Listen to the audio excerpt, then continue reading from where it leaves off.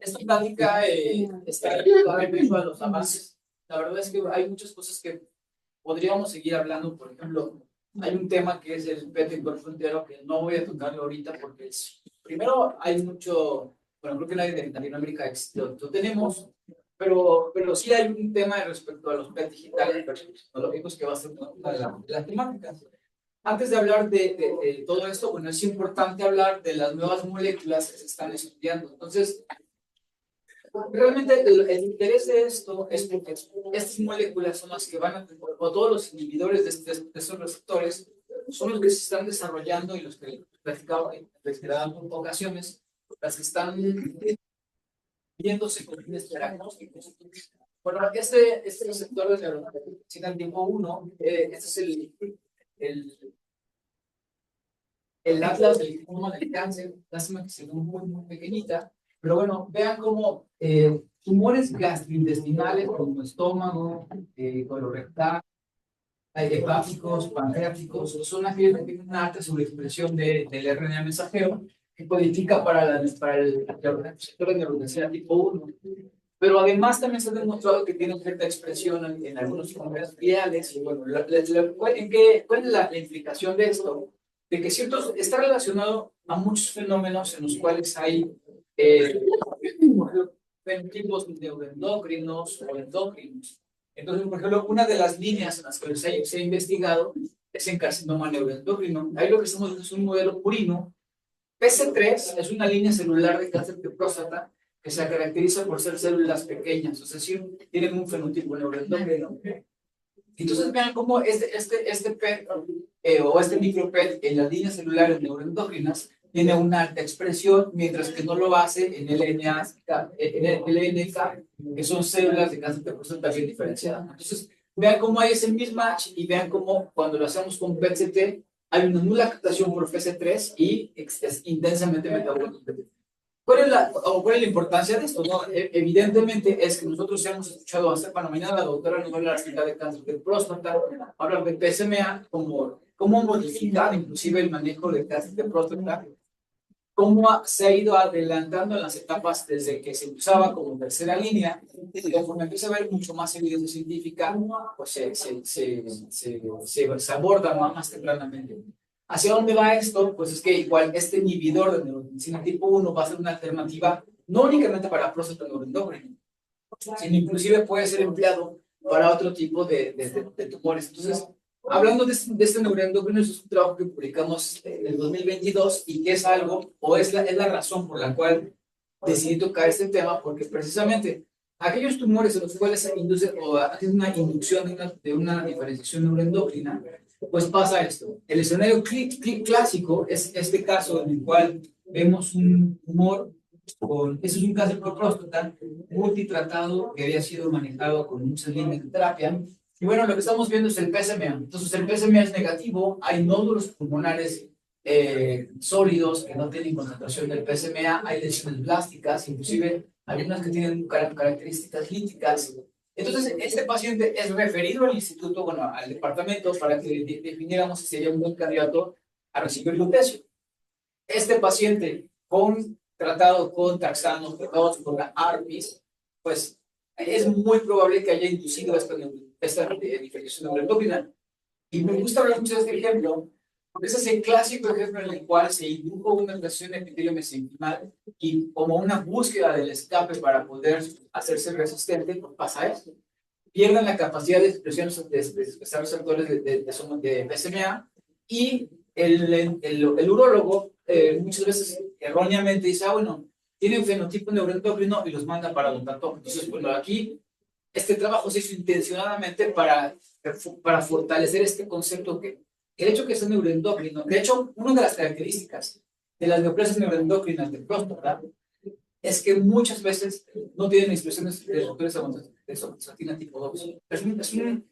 Algo muy peculiar, independientemente de que sean células pequeñas, independientemente de que tengan 15-77 bajos, suelen no expresar ese CTR2. Entonces, es muy interesante porque eso lo descarta categóricamente de que lo podríamos hacer Hay algunos reportes anecdóticos, inclusive si ustedes buscan en internet, hay como 4 o 5 que están publicados.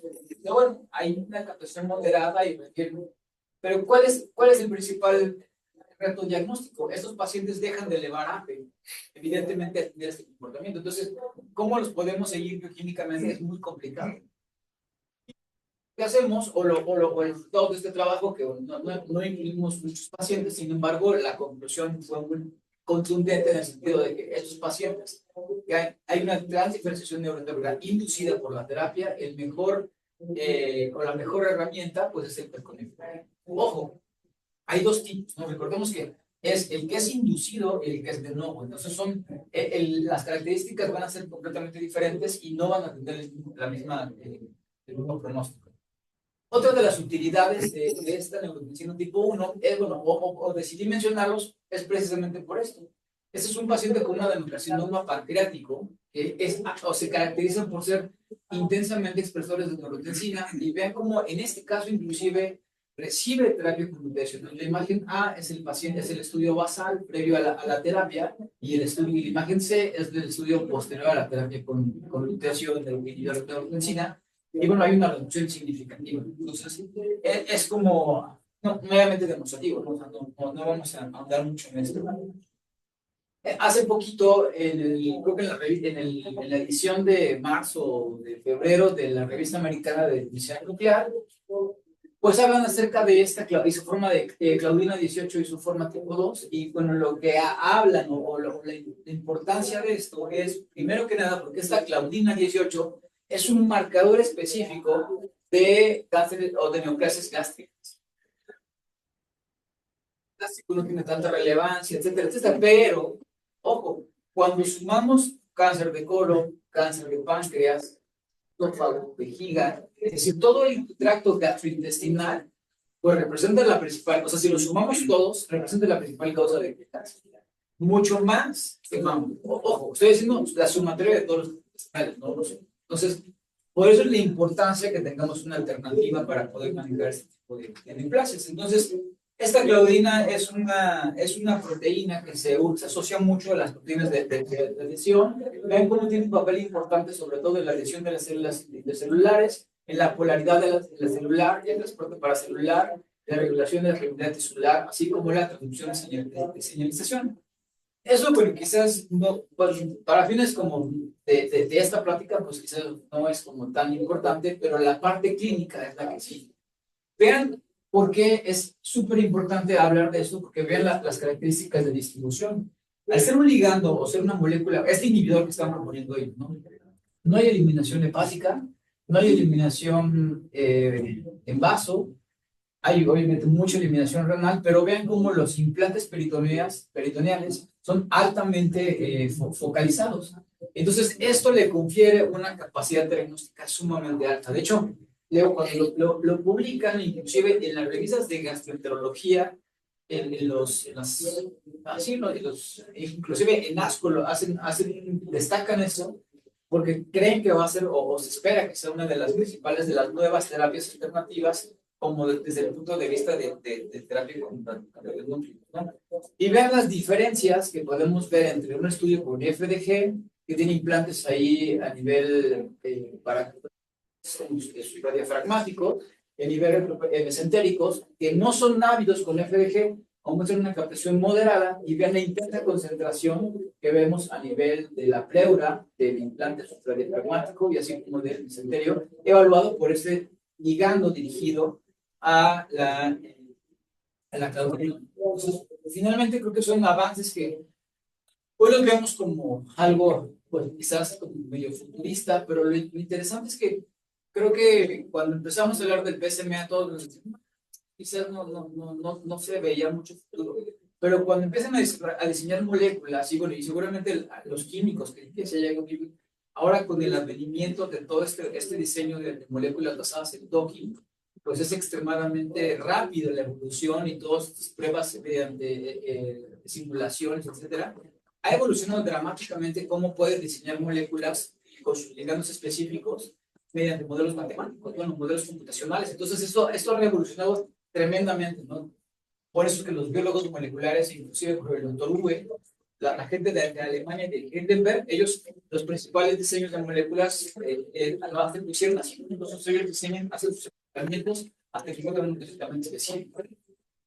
Y lo más interesante es que esto no es tan caro, o sea, bueno, sí es caro, pero no es así tan caro como era antes, ¿no? Que había que diseñar la molécula, había que mandarla a sintetizar y ahora únicamente uno hace las pruebas, las hace in silico, las evalúan, hay fábricas, hay empresas chinas que dicen, oye, pues mándame tu secuencia, yo te la diseño y te la devuelvo obligado. Así como así funciona eso. Entonces, han sido los avances que ahora es relativamente sencillo, ¿no? Y como son moléculas pequeñas, no es el anticuerpo monoclonal, pues eso también permite que sea mucho más rápido, ¿no? Otro de las moléculas que ya les he hablado bastante, que bueno, en lo particular me interesan mucho porque pues, sí ha demostrado ser eficiente en algunos tipos de neoplasias, es el el receptor del péptido liberador de gastrina. Entonces, principalmente se asocia a hormonas gastrointestinales, contracción del músculo liso y pero a nivel oncogénico, proliferación de células epiteliales, así como en actividad de vean esto. Igual, en el atlas del genoma del cáncer, vean el número de fragmentos en la base mapeada para este gen y vean cómo principalmente el cáncer de mama y de próstata son las nucleasis que más actividades o que más expresan este gen. Entonces, recordarán que cuando les hablaba al principio de los casos de cáncer de mama que ciertos inmunotipos eran mucho más concentraban, bueno, pues esto ahora tiene muchas aplicaciones principalmente en próstata, ¿no? En próstata se ha estudiado mucho el RM2, recordarán que es una de las moléculas que se ha estudiado bastante. ¿Cuáles son los problemas? Bueno, básicamente es que la disponibilidad es de que unos son agonistas y otros son antagonistas, y como lo mencionaba la doctora, cambia radicalmente la capacidad de unirse y la capacidad de detectar. Ese es un ejemplo de un carcinoma de próstata, y que, bueno, finalmente pues, es evidente la capacidad de detectar la enfermedad neoplásica. Sin embargo, vean qué pasa cuando lo comparamos entre el RM2 y el PSMA11. Esto es bien interesante, ¿no? El de abajo es el PSMA y el de arriba es el RM2. Entonces, lo que aparentemente o lo que sugiere cuando se habla de la bundesina, perdón, de la bundesina estridígena de gastrina, es que hay los dos extremos, que podría detectar enfermedades en etapas muy tempranas o bien en etapas muy avanzadas. Aquí lo interesante es que ven cómo hay un mismatch súper marcado y que en ambos casos corresponde a cáncer. Entonces, ¿qué es lo que está pasando? Pues probablemente son o diferentes tipos de clonas celulares. Eso es lo que todavía está por estudiarse. Y lo que nosotros estamos haciendo en cancerología es emplear heterodímeros. Entonces, lo que usamos son heterodímeros dirigidos a bombecina y a bueno, al péptido de gastrina mediante la bombecina y al PSMA. Entonces, vean la diferencia entre las captaciones de IPSMA, que es ese que estamos viendo aquí. Es muy importante lo que mencionábamos, ¿no? Vean, las lesiones están, bueno, aquí no podríamos hablar de centímetros, pero son lesiones subcentímetro, pero se está identificando bien el PSMA. Aparentemente hay un match favorable al PSMA. Sin embargo, aquí lo interesante es que podríamos encontrar lesiones que no son tan evidentes por el PSMA, y lo más importante es que vean cómo hay una biodistribución mucho más favorable a la eliminación por vía, o sea, casi no concentra hígado ni vaso, por lo tanto, dosimétricamente tiene menos alteraciones. Esta molécula la usamos de rutina. No alcancé a descargar el estudio, pero tenemos un paciente que tiene un cáncer de próstata periforme con diferenciación sarcomatoide, y había un match mucho más intenso para este heterodímero que para el PSMA convencional. Entonces, pues creo que hacia eso va muchas cosas de los avances. Otro heterodímero que estamos por probar es el PSMA más el RGD. Entonces, ¿por qué es interesante? Porque pues, estaríamos evaluando la expresión del PSMA dentro de las células neoplásicas y la proliferación o los procesos de hidrogénesis en células metastásicas que no sean necesariamente hábiles de PSMA. Eso pensaríamos que va a ser una buena tiene un futuro prometedor. Esos son los casos que hicimos nosotros con bombecina y PET. Entonces, cuando teníamos el generador de galio, pues era mucho más fácil. Y encontramos un fenómeno que es muy similar a lo que se observaba en los estudios previos. Habían lesiones eran ávidas por feto de gastrina, pero muchas eran, al menos en cáncer de próstata. Lo que nosotros vimos es que sí era mucho más eficiente el PSMA en comparación con el feto de gastrina, excepto en la estratificación. Encontramos muchos mismatch y cuando lo correlacionamos con los scores de las biopsias, ellos decían que gustó. De verdad es que a nivel histológico decían Gleason 7 del lado derecho, Gleason 7 del lado izquierdo, pero unos captados. Entonces, pues probablemente vamos a migrar hacia eso. Y ahora viene algo que es importantísimo y cuando hay muchos oncólogos que todavía se pueden escépticos en cuanto al PDL1 y PD1. ¿Por qué? Pues la principal razón es porque, por ejemplo, cuando un paciente oncológico va a ser tratado con inmunoterapia, muchas veces no toman en cuenta ni siquiera la inmunohistoquímica. Porque dicen, no, pues es que hay pacientes que tienen una inmunoreactividad de 1 y les va muy bien, y otros que tienen una inmunoreactividad de 50 y les va muy mal. ¿Cómo lo podemos explicar? Pues realmente todavía sigue siendo muy controversial. Pero ¿por qué es importante hablar del PDL1? Bueno, básicamente y a grandes rasgos es que el PDL1 inhibe o puede inhibir la activación del sistema inmunológico. Entonces, cuando nosotros inhibimos este PDL1, básicamente lo que hacemos es que permitimos que el sistema inmunológico de toda la artillería, de todos los linfocitos, son todos los T, y ataquen las células tumorales. Entonces, esto antes se veía, inclusive un tiempo que había mucha controversia sobre esos fenómenos de hiperprogresión versus una pseudoprogresión, porque había ciertos points, ahora que son más específicos, no se ve tanto eso. Pero cuando empezaron a usarse los CTL4, los inhibidores de CTL4, lo que veíamos era un reclutamiento masivo de linfocitos alrededor del tumor y el tumor crecía. Entonces, con ese inhibidor CTL4, que es otro receptor, igual otro inhibidor, otro check.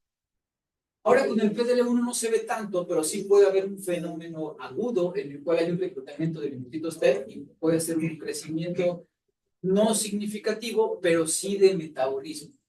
Entonces, seguramente hemos visto, no sé, quien haya tenido o quien trabaje con inmunoterapia y PCT, sí ve este fenómeno de, no de tamaño, sino de versificación. Entonces, bueno, esto es un ejemplo, que es un ejemplo publicado en Nature de unos americanos, y lo que estamos viendo es el PET con FDG, este es el PET con un inhibidor de PDL1, y este es un PET con todo el anticuerpo monoclonal que utilizan atezolizumab. ¿Cuál es la diferencia? Bueno, vean la cinética tan lenta en el cual hay un importante pulso sanguíneo, pero lo más interesante es esto. Este que estamos viendo es la inmunohistoquímica de este tumor que tiene una intensa concentración. ¿Vale? Y otra, que hay una inmunoreactividad moderada en el que corresponde a este otro tumor. Entonces, lo único que está demostrando en vivo es que efectivamente se correlaciona de una manera muy buena entre lo que estamos viendo por imagen y lo que estamos viendo por PET. Uno de los primeros ejemplos en los cuales el Instituto de Investigaciones Nucleares intentó o está intentando darle de hecho, este caso está a punto de ser publicado por ellos. Realmente ellos son quienes han financiado toda la parte de la investigación. Pero yo creo que muchos de los desarrollos tecnológicos a nivel nacional son gracias pues, a la autora Guillermina Ferro y a todo su grupo, que son extremadamente proactivas de esto. Entonces, sí es importante destacar esto. Entonces, un paciente que tiene un meningioma atípico. Los meningiomas son tumores intensamente inmunoreactivos. Por lo tanto, vean la intensificación del PDL1, en este caso es el SPECT con una dosis de 20 miligramos de lutecio. Y bueno, el paciente, este paciente llevaba meses postrado, o sea, tenía un pronóstico muy desfavorable. Radioterapia y radiocirugía había dicho que ya no era candidato a ningún tipo de tratamiento, pero bueno, finalmente lo que le pudimos dar es darle lutecio como para poder tener un efecto no mejorar la sintomatología que tenía a nivel frontal. Bueno, transitoriamente tuvo mejoría, ¿no? Este paciente va a ser fatal, porque inclusive estaba consistiendo ya en una irrigación, pero bueno, son casos en los cuales es potencial. Ese es un ejemplo de un melanoma. Entonces, lo que estamos viendo, y esto que estamos viendo aquí, esa captación difusa, es un fenómeno que suele pasar mucho en los melanomas. Hay un reclutamiento de macrófagos que también pueden expresar este PDL1, y hay un proceso inflamatorio difuso que no se ve tan bien en el PET, aunque hay lesiones en tránsito. Y algo que es muy interesante es que seguramente han escuchado hablar de las metástasis centomas. Entonces vean cómo va subiendo la expresión, va siendo positiva las lesiones en tránsito, se salta una lesión de la cadena ilíaca externa que no concentra PDL1 y se va a nivel de la cadena ilíaca interna, como un problema. Entonces esto demuestra cómo sí puede haber una diseminación no ordenada, pero no necesariamente va a tener un comportamiento similar a todo lo que está entrando mediante estos marcadores. Y esto explica existencia o que quizás estas clonas que están diseminadas en este conglomerado ilíaco externo simplemente no van a ser respondedoras a la terapia por inhibidores. Pero ¿y por qué la captación difusa? Los macrófagos pueden expresar este PDL1 de manera como reactivo, de manera reactiva, ¿no? Entonces, cuando se la mostré al oncólogo, me decía, no, pues es que ahí está, es esta expresión difusa de están ahí en tránsito, que no necesariamente son neoplásicos, sino es una reacción inflamatoria porque lo que estamos viendo es inflamación. Y ese es un ejemplo que a mí bueno, me ha gustado. Es un paciente que debuta con unas lesiones a nivel del sistema nervioso central, le hacen una resonancia magnética y encuentran esta lesión. La biopsia determina que es una lesión metastásica de un adenocarcinoma, le hacen inmunohistoquímica para PDL1 y reporta un 80%. Entonces vean cómo es francamente captante y la lesión que está hacia el hemisferio contralateral, hacia la región parieto-occipital, vean cómo es FDG ávida, pero no concentra nada de PDL1. Otra lesión que está más caudal, vean cómo es completamente negativa para el PDL1 y es bien positiva para el PDL1. Entonces, aquí este caso es muy ilustrativo porque, uno, nos explica sobre la heterogeneidad tumoral, es decir, esa lesión frontal va a responder bien a la electroterapia. La lesión occipital izquierda es muy probable que no lo haga. Pero además, me gusta, este caso es muy demostrativo en cuanto a que el FDG, el submax de la lesión frontal era como de 16 y este era de 14. No, o sea, sí, inmunohistoquímicamente hay una gran diferencia en el comportamiento epidemiológico. Entonces, definitivamente esto es lo que nos va a dar, o les está ayudando a entender mejor cómo se comporta. Ojo, hace poco, me parece que fue en el New England, publicaron un artículo en el cual dicen que, yo la verdad cuando escuché, me puse un poquito incrédulo, pero la expresión de PDL1 también tiene una relación con el ciclo circadiano. Entonces hay hombres, bueno, hay pacientes, perdón, que si les dan la inmunoterapia en cierto horario, les va mucho mejor que si se los dan por el tubo de aspartina. ¿Qué? Pues sabemos que en la tarde el sistema inmunológico reduce y es mucho menos eficiente este tipo de terapias. Entonces hay un seguimiento y es un artículo muy interesante porque ahora se sabe también que puede estar relacionado al ciclo circadiano. O sea, a lo mejor no es tan importante, pero sí impacta. O sea, darle Ese es el argumento de ese trabajo. Está como muy, o sea, puede sonar como un poquito ahí gracioso, pero está interesante. Y este es un caso. Son efectos en diferentes horarios, así. Claro, es que es lo que hemos encontrado, que cuando hacemos los efectos en la tarde, casi siempre todos tienen baja cognición. Y existe, algunos tenemos inmunohistoquímica que le queremos atribuir que sea esto. Entonces, este es un caso de un cáncer de pulmón metastásico tremendo. Y lo que hicimos fue fusionar con la TAC con la que toman la biopsia. Entonces, ellos hacen tres muestreos por la punta gruesa y lo que al principio pensábamos es que muchas veces los tumores tienen una porción central necrótica. Este es un tumor que está totalmente sólido, que no tiene necrosis y que tiene intensa concentración.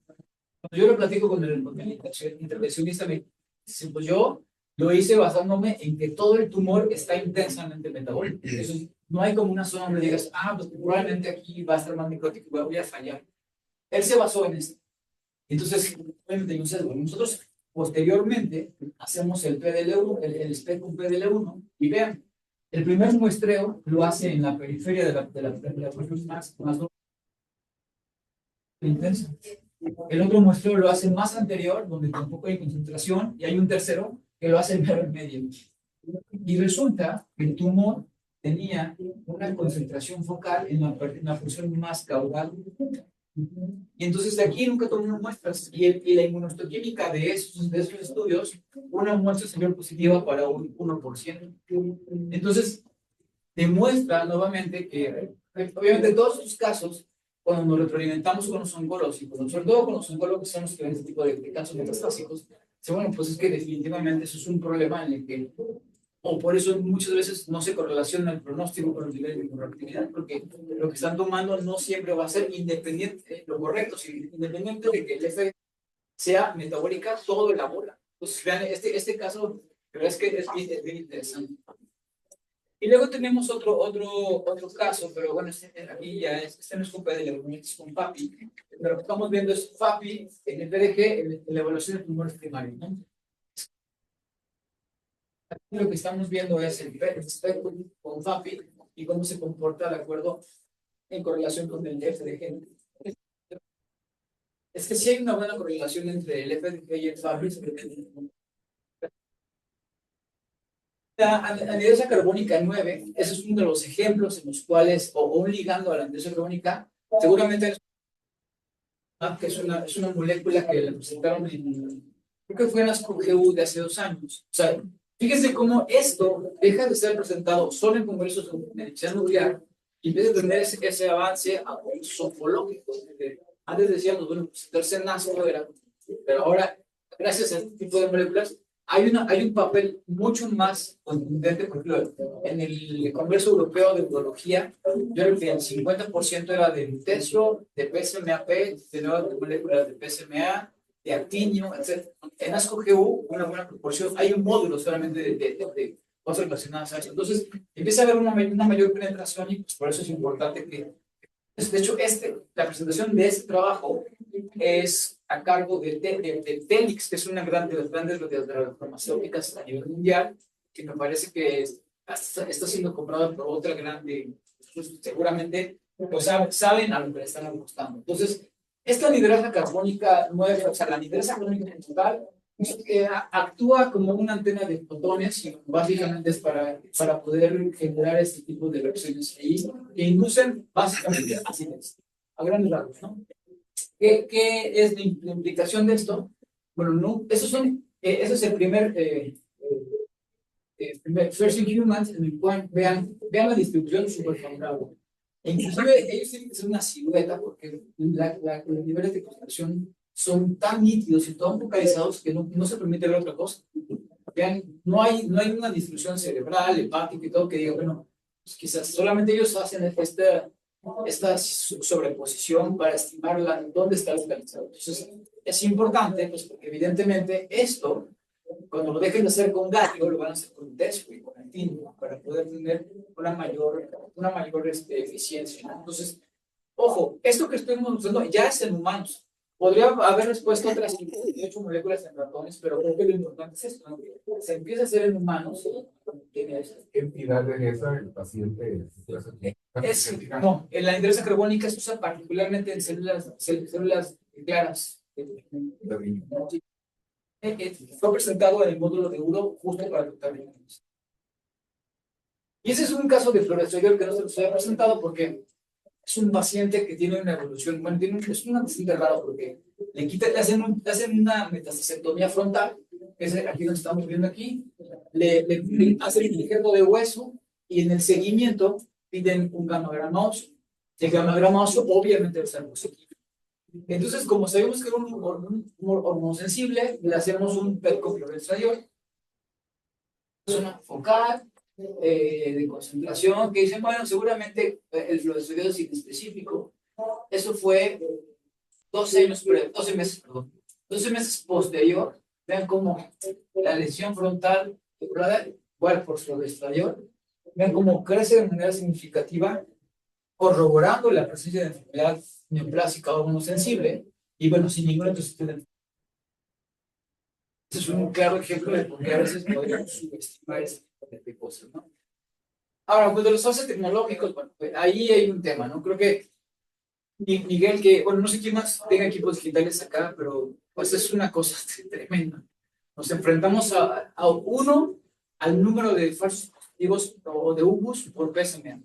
Es una barbaridad lo que se ve. Dos, es este error de decir, oye, es que está muy feo el P del Incan, pero no es que esté feo, es que es un equipo que no tiene HD, no tiene las mejores tecnologías que las tienen un equipo digital. Entonces, se vuelve esto controversial, pero por ejemplo, en cuanto a las resoluciones espaciales, una lesión que es real, se vuelve extremadamente. Se vuelve no comparativo los estudios que no tienen, porque las técnicas son diferentes. Sí, Sí, correcto. sí, por ejemplo, inclusive hay discos de la UNAM que yo no se puedo abrir. O sea, que se ven así todos como raros. Nos pasó un paciente que nos enviaron de una clínica con un PET analógico y nosotros tenemos el PET digital con una elevación del PSA con 4 meses. Hicimos, no, 4 meses no, con un mes de diferencia, porque se elevó y salió negativo el del analógico y el de nosotros era claramente positivo, ¿sí?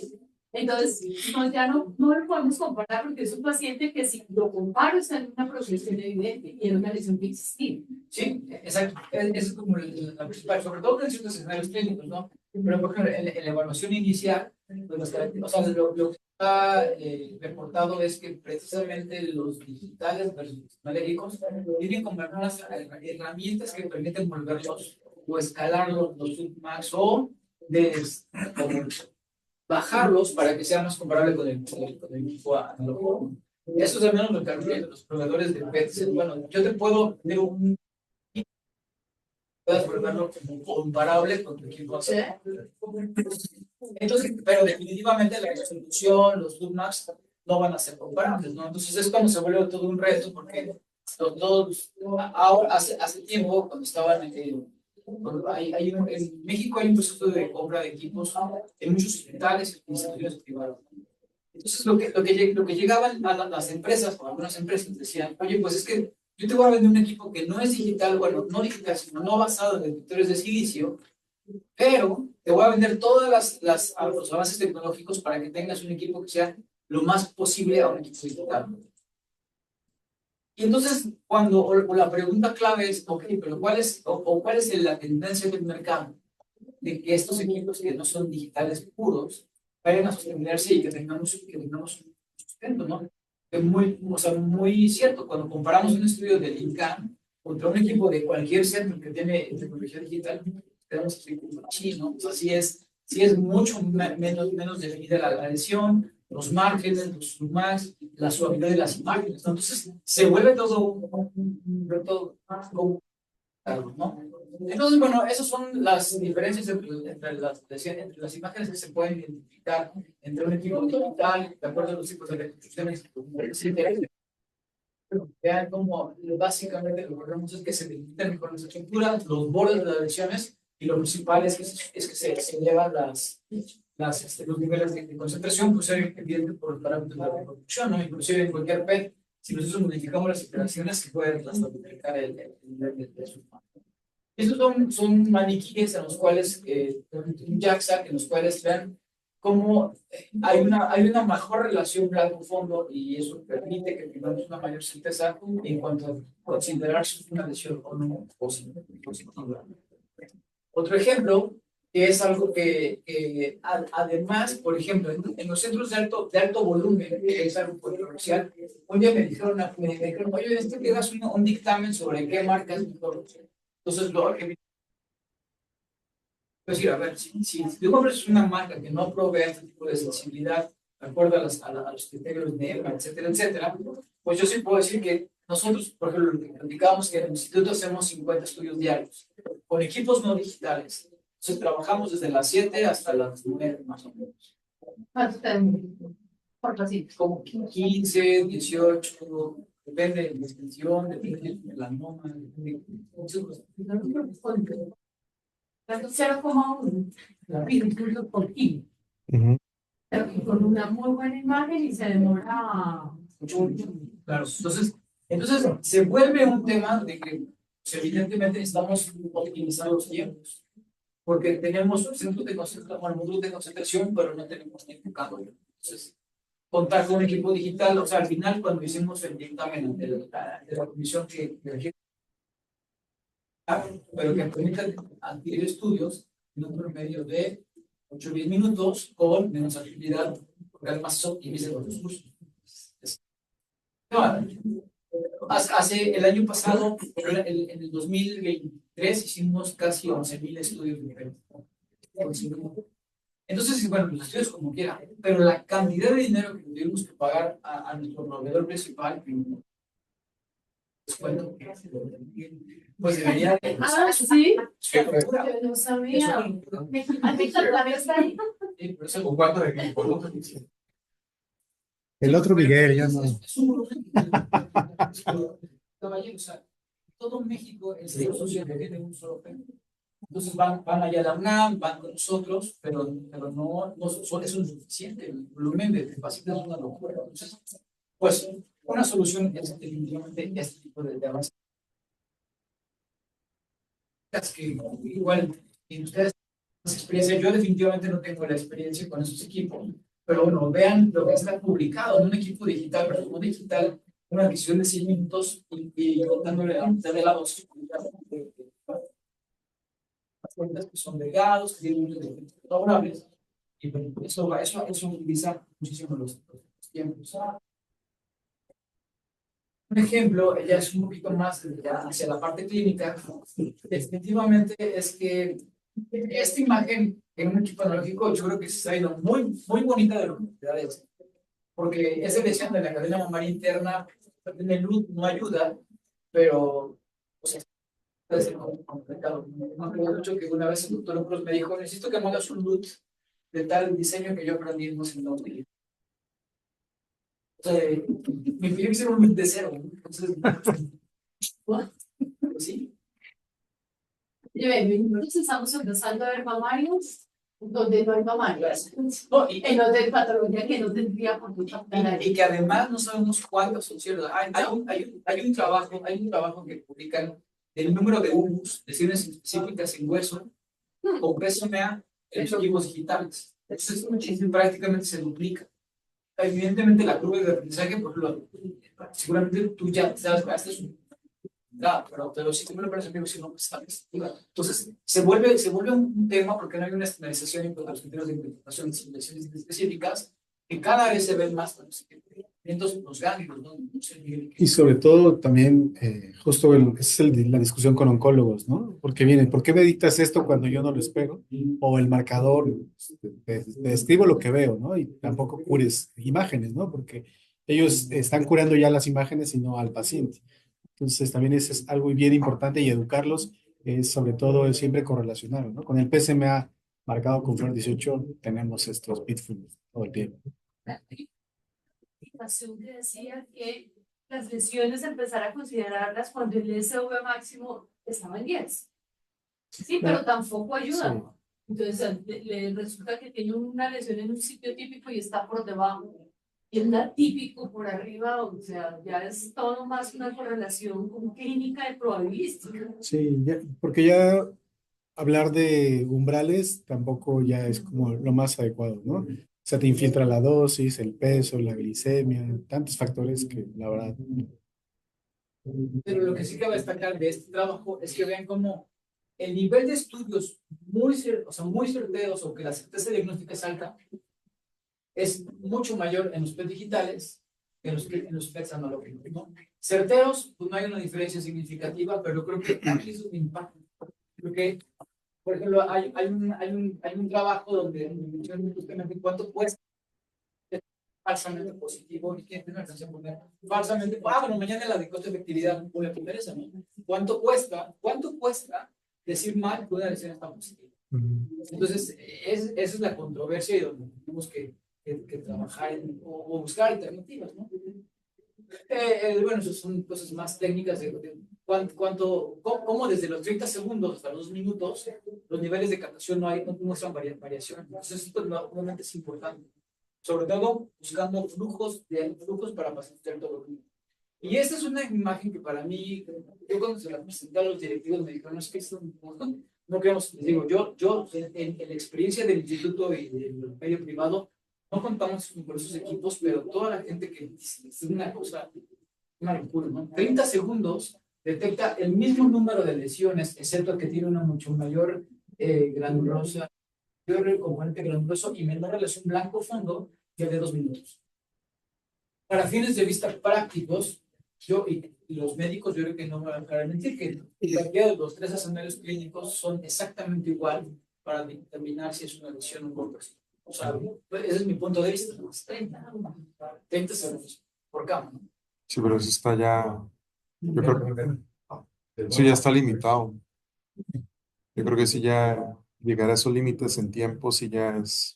De hecho, nosotros escaneamos, pero no por camilla, no tiempo por camilla, sino que escaneamos es el flow, con el flow. Pero Sí. igual es, 2 minutos y eso que tengo el digital, ¿sabes? De pronto al final nos adaptamos, ¿no? A veces es, por ejemplo, cuando falla un equipo ahí en el instituto, tenemos que buscar alternativas. Y a lo mejor la calidad de la imagen no es la mejor, pero buscamos que sea lo suficientemente buena para que pueda tener fines diagnósticos. Que eso es a veces la controversia con los escritos. no, y el mozo se va acostumbrando. Claro, Uno sí. después de trabajar aquí, no ve. Y bueno, y algo que también a veces hemos pasado desapercibido es la calidad del instructor. O sea, por ejemplo, nosotros no tenemos mucho trabajo, entonces de repente llegan, lo ven abajo, lo ven en una computadora que no tiene calidad diagnóstica y la ven como sospechosa. O radican categóricamente como positiva. Cuando la vamos a ver en el equipo de Siemens, bueno, en este caso tenemos Siemens, o sea, cambia radicalmente y la relación blanco-fondo solo del monitor, no del procesamiento de la imagen, es suficientemente buena para cambiar el juicio de podemos tomar desapercibido y que es algo básico, ¿no? Que un monitor, algo tan básico como un monitor, que ahora hay monitores de alta resolución, nos puede dar la pauta. Yo me acuerdo que ¿se acuerda que la primera vez que visité la Fundación Santa Fe, ustedes veían funciones que se generaban a partir de ¿se acuerdan? Sí. Ustedes bajaban una, la otra subían. Total. Y sabes que estaba pensando ahorita que los radioterapeutas cuando van a hacer la planeación, aun cuando tienen imagen aquí con ellos, se devuelven a verla con nosotros. Dicen, ay, ahora contigo sí veo. Dicen, qué importante. Claro, contigo. Yo sí veo. Pues ayuda bastante. Qué bien, amor. Y bueno, eso es nada más en cuanto a la diferencia entre los tiempos de utilización de equipo. Y muy importante es que, porque lo vean como ahí no cambia el dose length product, que es el tema de la presión de la TAC, la dosis de FDG y el tiempo de adquisición, vean cómo es mucho más bajo en el Verius. Entonces, pues eso es 37% más rápido hacer un estudio. Básicamente, cuando comparan un Gemini versus un Verius, es el de Philips, ¿no? Pues creo que es muy importante. Y algo que también es importante destacar, bueno, a lo mejor en el medio oncológico, bueno, por lo menos en México no hay tantos obesos, pero bueno, sí es algo que se llega a ver. O sea, oncológicos, vean la reproducción, bueno, vean la constancia entre los pacientes de los tiempos de adquisición en el paciente obeso, sobrepeso normal, delgado y total, ¿no? Es muy similar en comparación con los equipos digitales. Tienen que subir el tiempo lo doble para poder compensar este tema de la información, ¿no?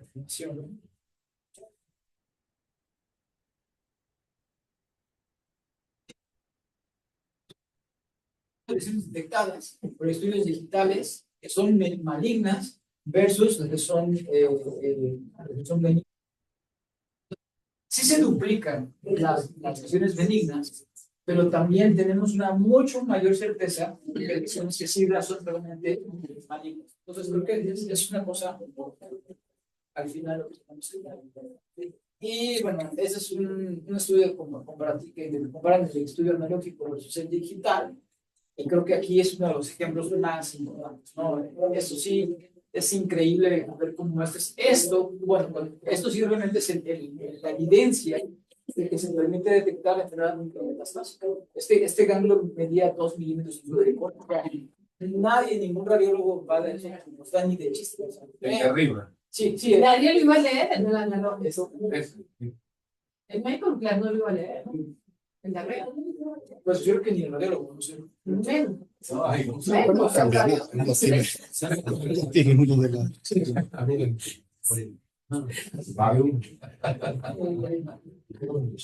Ahora, la delimitación de las lesiones óseas, hay gran diferencia, ¿no? Pero vean la importancia entre las características de la positividad de las lesiones.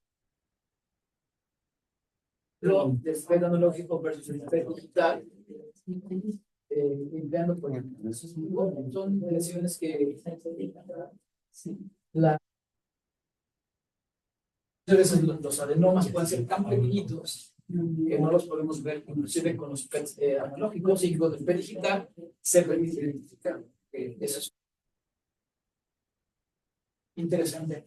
Lesiones hepáticas, creo que uno de los principales problemas con los que tenemos es que la heterogeneidad del hígado, muchas veces las zonas focales que sí es igual, este tipo de tecnología permite detectar esas lesiones con mucha mayor certeza. De igual manera con los ganglios linfáticos a nivel vertical, que es un gran problema.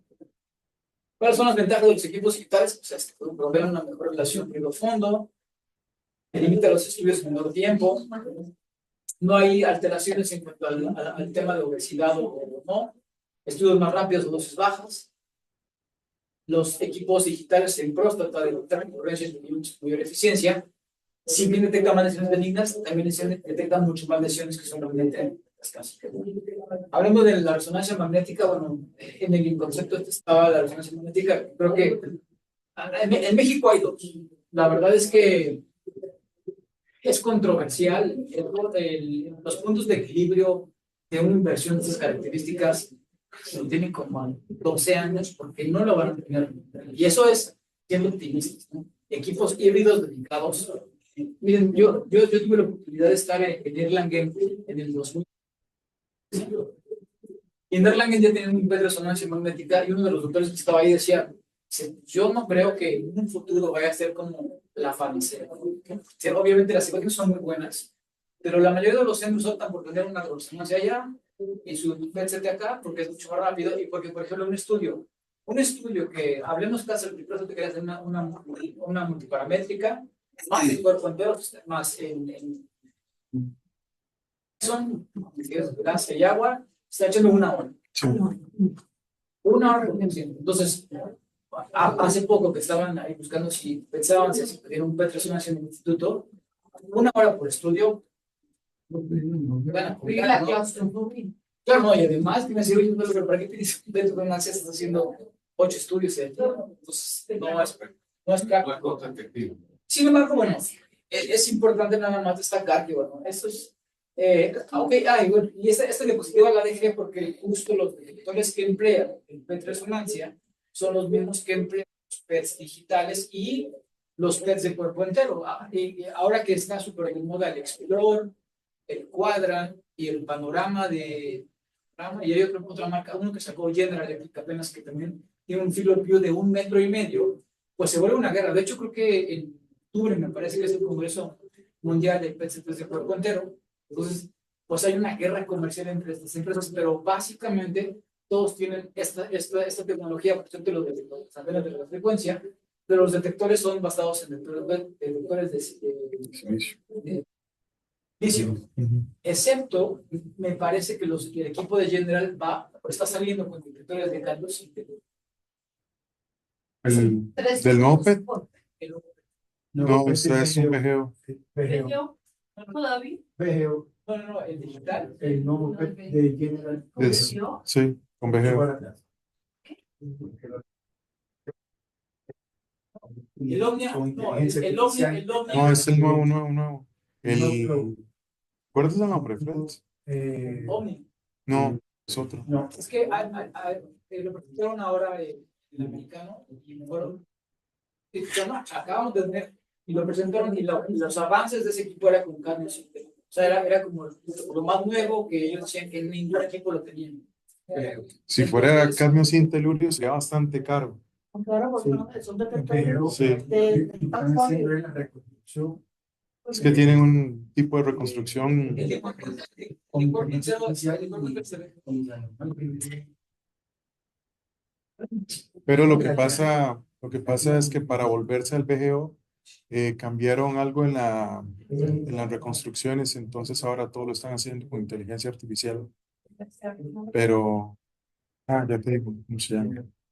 Sí. Bueno, que nos mostraron ayer, porque de hecho parece que hay una compra masiva en todo el gobierno de General, y fueron a vender este equipo de General por cuerpo entero, que es un kilobrio de 1,10 m, 1,20 m, y que bueno, ellos aseguran que... Pero El Omni Legend. ¿qué no puede hacer? ¿Cuál? Omni Legend. Ese, Ese es con VGO. y los detectores ya no son... No, sí es un VGO. De hecho, le estaba preguntando a un amigo que está en Inglaterra que ellos todo lo tienen G. ahí tienen Ajá. Sí, ya lo tienen allá, ¿eh? sí, lo instalaron hace 6 meses. Pero sí, él me dijo que toda la reconstrucción, tiempo de vuelo y demás, lo hicieron con inteligencia artificial. Igual ahora hay otra gente, está la gente de United Imaging que también tienen, son equipos más baratos y también tienen reconstrucciones que son con inteligencia artificial. Y habrá que ver qué va a hacer Siemens para que no se quede atrás, ¿verdad? Entonces, El problema es que Cuadra, que es como la competencia del panorama de United, cuesta 3 veces más. sí, de Siemens. O sea, está como en 7 millones, 8 millones de dólares. Sí. Que sí, siempre. Sí. En Panamá es barato. Pues, Comprado en Panamá. Siemens.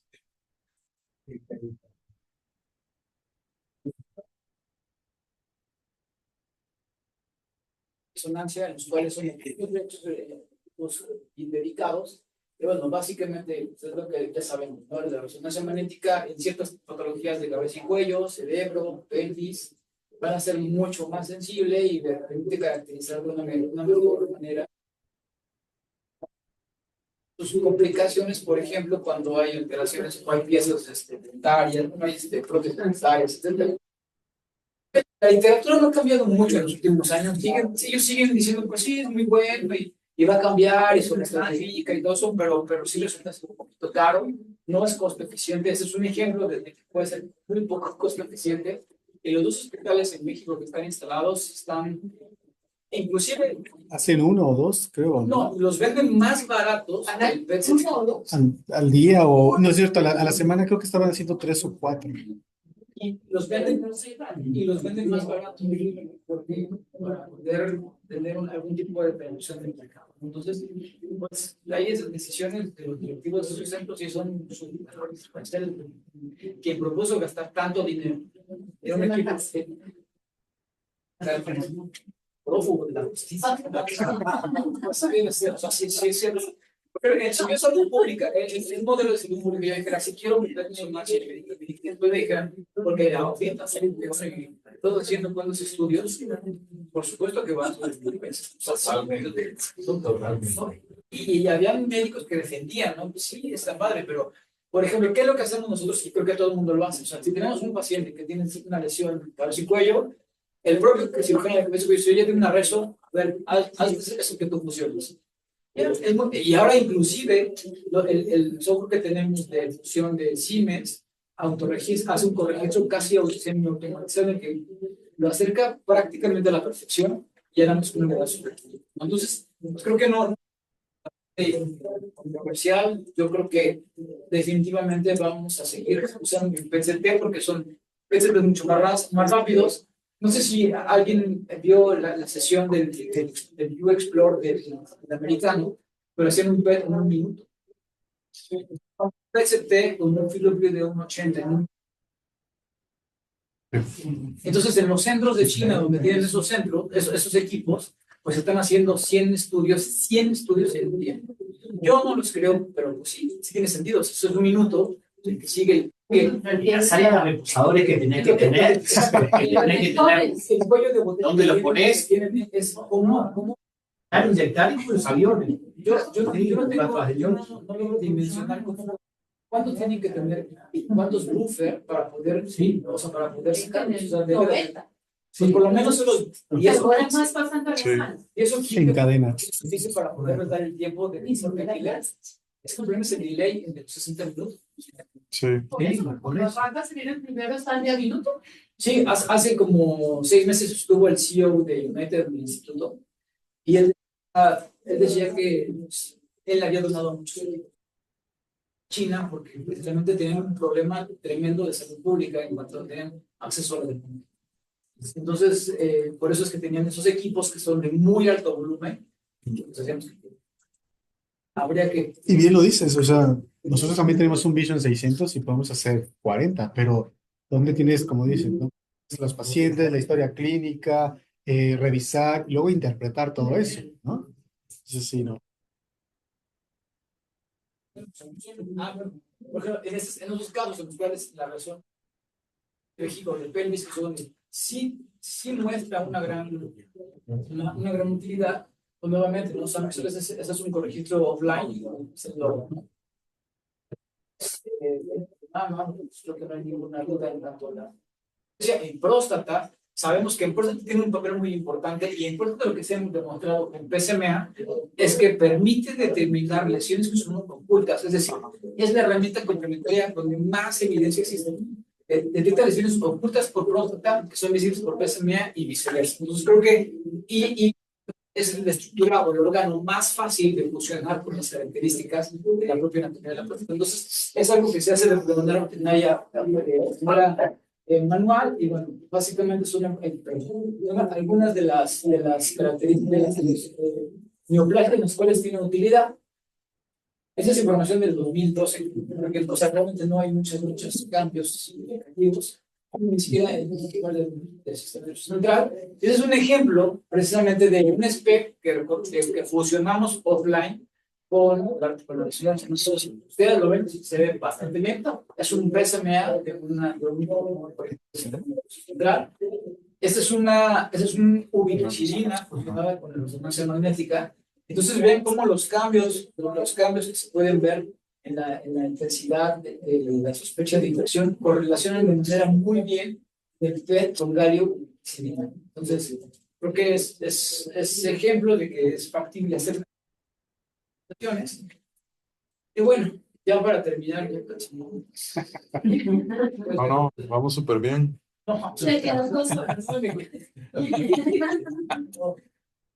El FAPI pues ha revolucionado la manera en la que vemos el cáncer. No son muchas diapositivas, pero voy a tratar de hacerlo más. Aquí, un concepto es que las células neoplásicas deben construir una extensa red de comunicaciones para poder crear algo que se llama neoórgano. Entonces, entre el propio tumor genera este tipo de interacciones entre diferentes otras células que no necesariamente van a poder ser o son de componente neoplásico.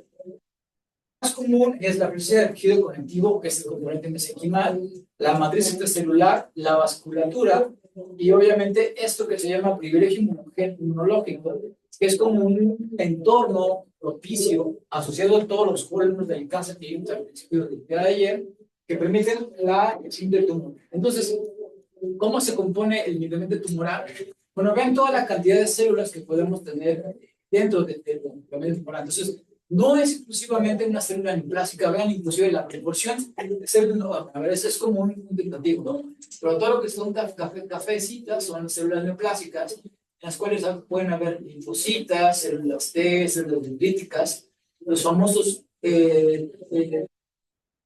fibroblastos del cáncer, linfocima, esto va a componer, y además algo muy importante es que estos mismos células inmunológicas van a estar retroalimentando negativamente y positivamente para perpetuar estos mecanismos. Entonces, algo que bueno, que estaba como medio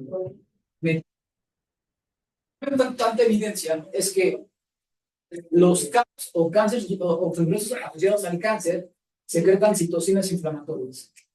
Estas citocinas, vean lo que promueven la transición epitelio-mesenquimal de células neoplásicas. Y entonces, estas, y aquí están los exosomas, ¿se acuerdan que ya hablamos de los exosomas? Entonces, son esas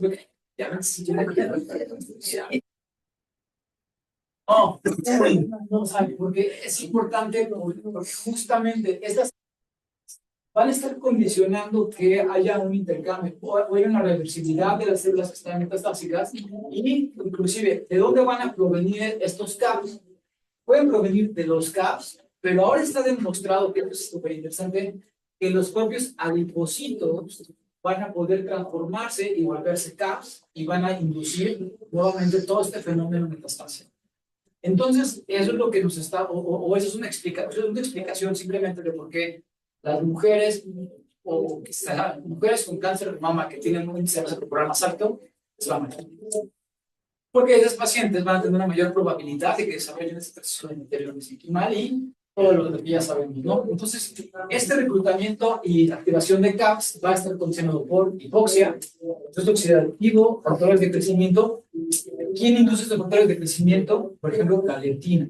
La leptina tiene o sea, ahora está muy de moda todo esto, ¿no? Otros factores de crecimiento, factores de crecimiento de fibroblastos y factores de cuidado de plaquetas. Entonces, todos estos moléculas, todos estos escenarios van a condicionar que estamos teniendo este mecanismo. Entonces, los CAPs van a tener una gran cantidad de marcadores específicos. Hace tiempo, cuando no creo cómo se llama este animal que está en Bull, pero mucho de Family, que es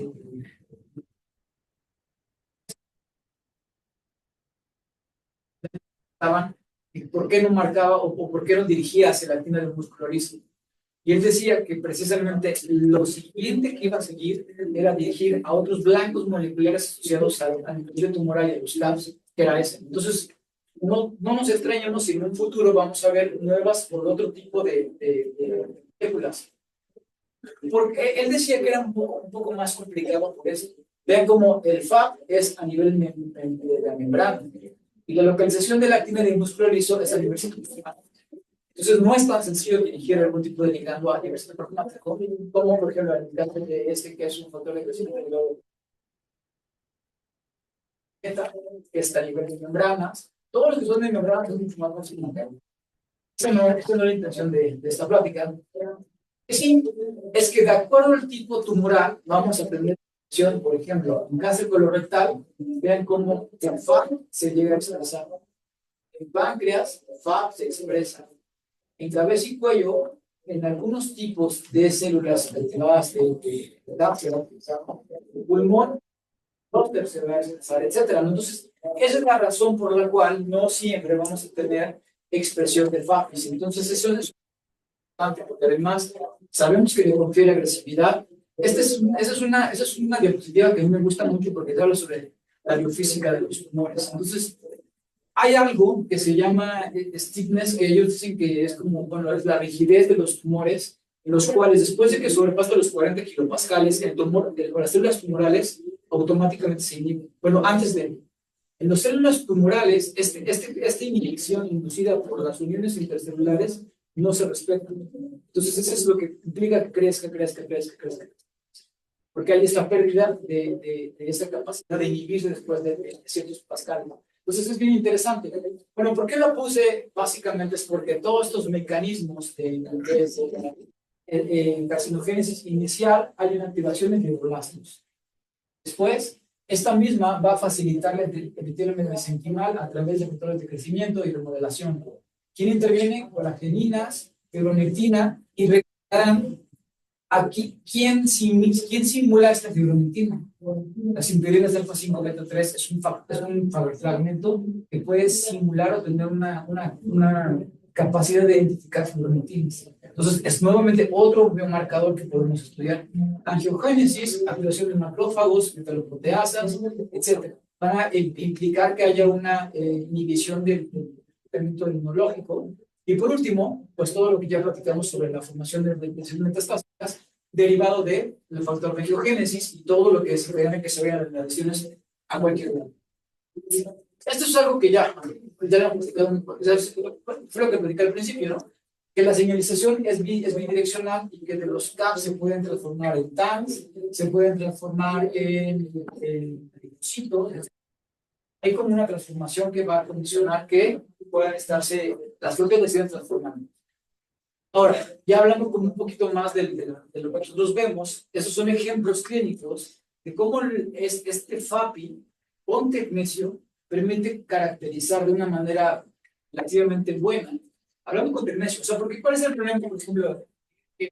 No hay un equivalente, por ejemplo, el Jainitok, lo podemos usarlo para hacer el previo a la tecnesio, pero para esto no hay un marcador que nos pueda, hacíamos MIRI quizás, pero no.